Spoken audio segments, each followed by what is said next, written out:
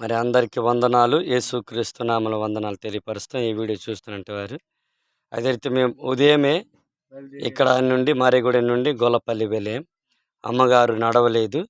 అమ్మగారికి మరి అక్కడ లోపల పెట్టి అమ్మగారికి అన్నం తినిపించి ఆ లోపల పెట్టి మేము వెళ్ళాము.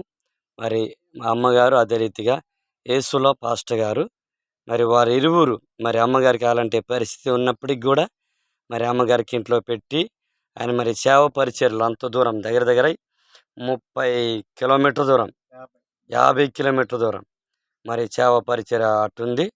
మరి అంత దూరం తిరిగి వచ్చినాం. నేను కూడా ఆయనతో పాటు అటు వెళ్ళాం, తిరిగి వచ్చినాం. ఇప్పుడే మరి ఇక్కడ మారేగూడెం చేరాం.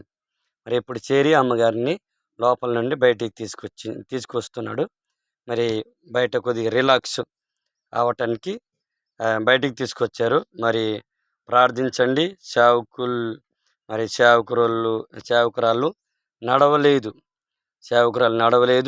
అదే రీతి అన్ని సేవ, అదే రీతి మరి అమ్మగారికి సేవ చేయటం, సంఘానికి సేవ చేయటం, దైవ సేవకులు ఎంతో ఓర్పుతో ఒక సహనంతో మరి ముందుకెళ్తున్నారు. కాబట్టి మీరు ప్రార్థించండి. ఇలాంటి సేవకుల్ని మీ వంతు మీరు ఏమైనా సహాయం చేయగలరని మీకు ప్రభు పేరట తెలియపరుస్తున్నాం.